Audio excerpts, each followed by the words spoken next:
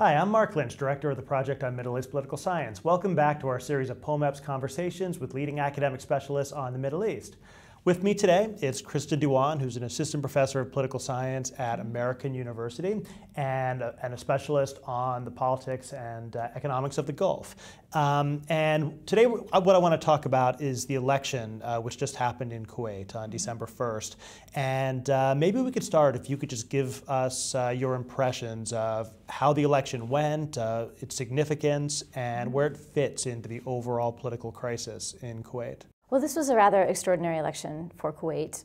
It was the second election to take place in 2012, and it came as a result of the dissolution of the parliament by constitutional courts. And basically what had happened was, in the interim, this parliament had been the most oppositional parliament in Kuwait's history. And after it was dissolved, the emir made the decision to use his emergency powers to change the electoral laws. So before a new parliament had been elected, while there was no parliament in session. And so the opposition chose then at that time to boycott the elections. So for this parliament then, really the big issue was the boycott and the results of that. Now, is that unusual for the opposition to boycott? Is there a tradition of boycotting? There's not much of a tradition of boycotting. I mean, we had this happen once before in the 1980s, just before late 1980s. Oh, that long ago. So we've had a lot of opposition activity working up until this time, but the boycott was a rather extraordinary move to make, and the parliament felt that they need to do it. One, because they thought that the emir was setting the electoral system in a way that was going to be very disadvantageous to them, and also as a way to kind of tell the emir that you know, you weren't able just to do this sort of thing without the cooperation of the parliament. And basically this has been the long struggle in Kuwait right now, has been the parliament pushing much more harder against the ruling family and telling them that they need to work with them more, and really working towards pushing Kuwait further and further in the direction of a genuine parliamentary monarchy. Now, were they right about the election law disenfranchising the opposition? Yeah, the assumption, the election law, basically what the emir did was to change it so that people in Kuwait, normally they have 4 votes to play with within the 5 different districts. And because the Kuwaitis don't have political parties, they're outlawed within Kuwait, the opposition movements would basically use the 4 votes to form coalitions. And so you had, it was a means basically for the oppositions to work together. And so it was really widely believed to work against the advantage of political movements. So they would vote for their tribe, maybe, and then someone from their family? Or how would it work? How would they split up these votes? They would actually even refer to it as vote swapping. And so you would have maybe the Muslim Brotherhood would have somebody that they would want to have elected, but at the same time, exactly like you said, they would be working with certain tribes. And so they would say, well, we'll give votes and we'll organize our votes in this way, but then we'll give the second vote to this other person. So what happened? It was what about ability the new basically law, to then? form these coalitions. What about the new law then? What did the new law do to change that? So the new law basically restricted everybody to 1 vote. And the thought was, with this 1 vote, then people would not have the ability to do that. And it also greatly reduced, I mean, Kuwait is already a really small electorate. And so by the time you cut it back to 1 vote, you would have people elected with very small vote count. And in fact, in this election, you had 1 person who was voted, elected to the parliament with just over 500 votes. And so it really increased the ability, it was thought, as well, of the ruling family to interfere in elections and to sort of buy votes or to push for certain people to get in. And that has been a problem in the past. It's very similar to Jordan, where the 1 vote has been equally controversial, helping tribes and hurting political movements. Now, did Kuwait move to a single district, or did they keep the They didn't change the districts. So it wasn't still 5 districts. And it's interesting that 5 districts situation itself came about as a result of a lot of activism that was done by youth movements starting back around 2006, when they really pressed to have Kuwait's 25 electoral districts at that time, which again allowed for kind of very small number of people would be elected, only 2 MPs from within each district, to get that changed in a way that would make it more of a national election and be to the advantage of sort of movements. So that was actually a good thing. So let's talk about the youth activists. And as you say, there's been significant mobilization in Kuwait dating back to 2006. How would you describe those movements? And what are their demands? What's the composition of those activists? Well, they're very savvy movements. The character of the movements have really changed over time. Starting back in 2006, it was a movement getting very frustrated with what they saw as a lot of corruption within the ruling family, frustration about voting not returning more productive, basically parliaments. And the push then at that time, the really focus came down to changing the number of electoral districts. And they were able to mobilize at that time using blogs and to really get out into the street and push for this movement. And what was quite amazing about it is that they were really able to push the parliamentarians and set the agenda for them. At that time, the composition of the youth movement was very sort of urban. The leadership of it was very much made up of youth who had studied in the United States for kind of more Western focus, very highly educated. And what's interesting, over time, the youth movement has really spread, and through these same sorts of motivations of reforming the Kuwaiti system and of frustration with the whole political system, both the parliament and the corruption that they saw coming from the ruling family, has really spread so that now the youth movement is much more heterogeneous, but the bulk of it is really coming now from the tribal districts as well as from Sunni Islam. Well, that's interesting. I mean, because the recent protests have been much larger than the earlier protests. That's correct. Yeah, there's been really an expansion of the movement over time as it's moved into these outer districts, and as the frustration has really grown with Kuwait's system.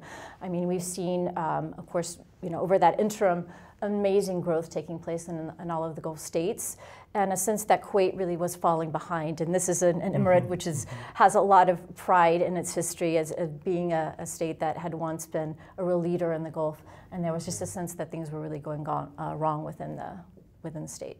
Now, the relationship between these youth activists and the parliament that's an issue which comes up in many Arab countries. And do you think that there is an inherent limit to how far a parliament can go? I mean, is it possible for a parliament in a country like Kuwait to truly satisfy the kinds of demands that you see from the youth movements? Yeah. Well, it's an interesting question, and I think what we've seen in the Kuwaiti case is that they've been able really to push things and to make their agenda go much further when they've been able to remain unified. And as we saw the situation in Bahrain, where things really fell apart when the opposition movement wasn't able to hold together broad sector across society and really fell apart along sort of sectarian lines under pressure from the government, which was really trying to cause divisions within the society.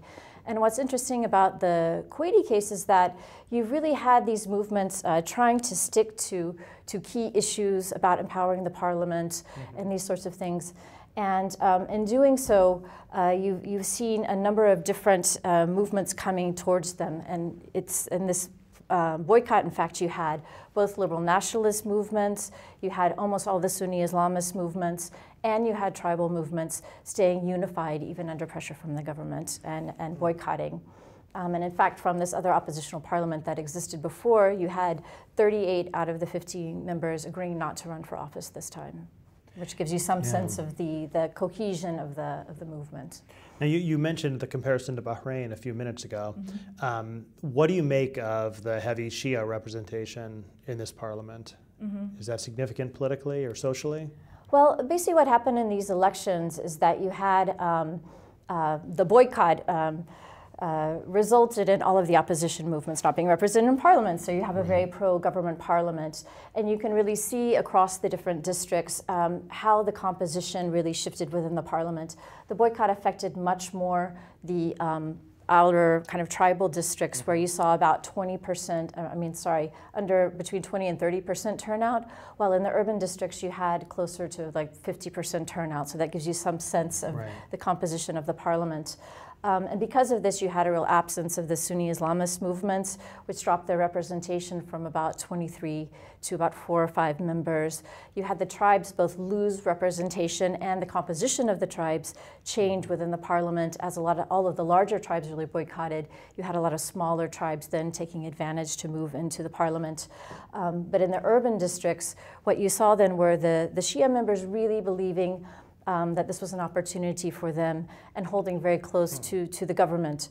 And so you had the Shia actually taking 17 seats in this parliament, which is more than double what they had in the last parliament. It comes up to about 30%, I guess, of the seats, which is actually representative of about their position within the society, but is much higher than they're used to getting within the parliament, or Kuwaiti society is used to seeing them get within the parliament. So do you expect then that this parliament will drop some of the more controversial demands to interrogate the prime minister, or to accountability and corruption and things like that? Or is it just the nature of Kuwaiti parliaments that whoever's in them, they're going to keep pressing on those things? Well, it looks to be a very pro-government parliament. The government now really has a dilemma with so many people now out in the streets, basically pushed outside of the parliament. They have to really show that they can deliver. And so the expectation is that this parliament is going to try to move ahead a lot more on these big sort of development projects that they have not been able to get forth in the past. Like what? Do you mean development projects? Big infrastructure projects. They have plans to create a whole new sort of city to relieve some of the stress on Kuwait City in the very concentrated urban environment. Even in terms of educational institutions and those sorts of things, and health facilities, Kuwait has really fallen behind in renewing and modernizing a lot of their facilities for public services.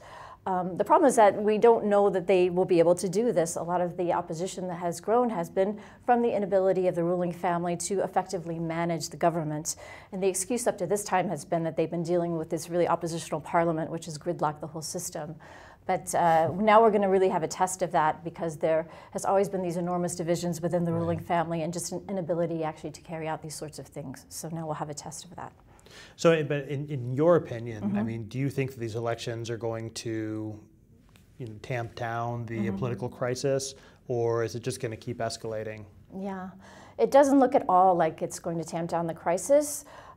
Basically now you just have the opposition moving from inside the parliament in a situation where basically you had MPs within the parliament getting support from youth movements in the street. Now basically everybody has moved into the street, and we can already see that after the elections we had for the first time kind of small protests and clashes that took place within neighborhoods, especially kind of tribal suburbs. That led to, in fact, I think in one case, even throwing a Molotov cocktail would be the first time that's happened in Kuwait. At the same time, the large marches are continuing. There's already a march planned for this week. And so the opposition will also really sorely be tested in the same way that the government's going to be tested, because now they really have to show that they can maintain both the mobilization, but also maintain the discipline that they have been able to show in the past in keeping things peaceful and unified. So I guess the last question then is, people looking at Kuwait, what are the things that journalists or scholars or whoever who want to really understand what's happening in Kuwait, what do you think are the things they should be looking at but they aren't? What are we missing?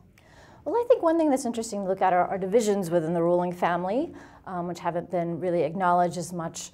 Ever since the last secession, you've had a lot of divisions in the ruling family, and those divisions then have led to different elements of the ruling family using other people within the parliament to try to undermine their competitors, and that has led to a lot of the dysfunction within the parliament as well. In addition, though, just the amazing vitality and inventiveness of the youth movements is quite impressive. They existed obviously clearly before the Arab Spring, but since that time they've really gained even more initiative, more motivation. And we see a lot of shifts, then from Islamic movements moving towards more liberal Islamic directions and trying to bring kind of one position that can hold a broader section of the population together. The Financial Times had a piece last week basically calling these the Gucci protesters. Is that a fair characterization? Well, it's really diverse, and I think that's what's fascinating about it. More so? Yeah, it will be interesting to see if that is able to be maintained. Now with the protests moving onto the streets, this is a really wealthy country. It's a country that has a lot to lose if there's instability, and you already see a lot of people getting really worried, especially as protests may turn violent. And the divisions in society are such that people could get very resentful of this opposition, which does have a large tribal element to it, and that may be one sort of cleavage within society that the ruling family will try to use along with just the desire for stability to work against the opposition. But not another Bahrain.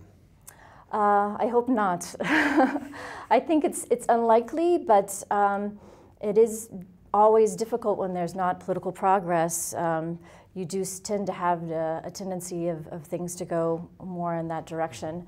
But I have some faith in the Kuwaiti, as the composition that I've seen it, that they've been able to really hold, particularly through the youth movements, a broader coalition. All right, well, thank you. Kristin Diwan of American University on the Kuwaiti election. Thanks for watching the POMEPS Conversations.